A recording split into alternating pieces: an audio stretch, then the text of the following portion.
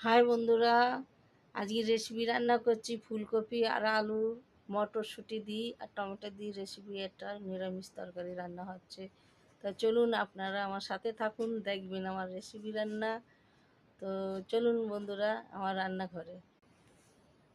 তেল গরম হয়ে গেছে, 1 চামচ নুন দিয়ে দিলাম, জিরে, 2টো গোটা শুকনো লঙ্কা, 5 ফোড়ন, রাঁধুনি এর মধ্যেই আছে, ফোড়ন দিয়ে দিলাম, 2টো তেজপাতা দিয়ে দিলাম। আলু ভাজবো গোটা গোটা, লঙ্কা, পেঁয়াজ, আদা, রসুন সব থেতু। আলু লাল ভাজা হয়ে গেছে, তো ওপর দিয়ে দিচ্ছে এগুলো টমেটো কাঁচা ভেজে লাল করে ভেজে নেবো একসাথে।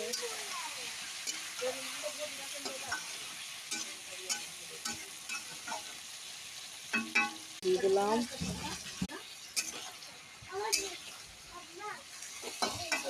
দিয়ে দিচ্ছি হলদি, একটু নাড়াচাড়া করে নিচ্ছি। কালারের জন্য হলদি দেওয়া বন্ধুরা, কালার আসে যাবে তরকারিতে। কাশ্মীরি গুঁড়ো লঙ্কা দিচ্ছি কালারের জন্য, মরিচ দিলাম একটু টেস্টের জন্য, গোল লঙ্কা দিচ্ছি বন্ধুরা ঝাল হওয়ার জন্য। ঝাল গুঁড়ো মেরে নেবো এগুলো মশলাটার সাথে, হালকা করে ঝোল ফিরেছে, পেঁয়াজ দিয়েছি, তো দেখুন মটর দিয়েছি,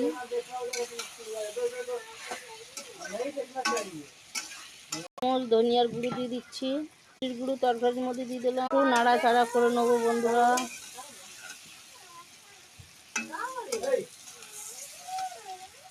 বন্ধুরা ফুলকপি গরম জলে ধুই ভালো করে ছাপা করে রেখেছি বন্ধুরা, এর মধ্যে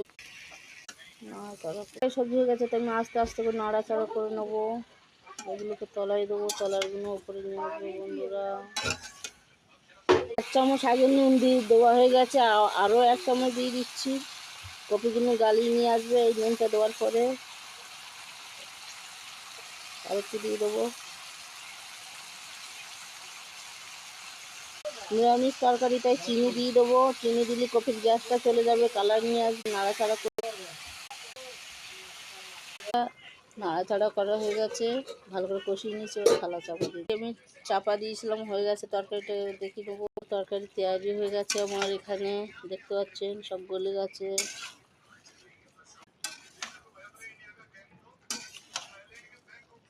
আলু টালু সব গলে গেছে, তরকারি হয়ে গেছে। পাতা ছিটিয়ে দিলাম, তরকারি শুকনো শুকনো টাইপের রান্না করেছি, ঝোল করিনি। আপনারাও এইভাবে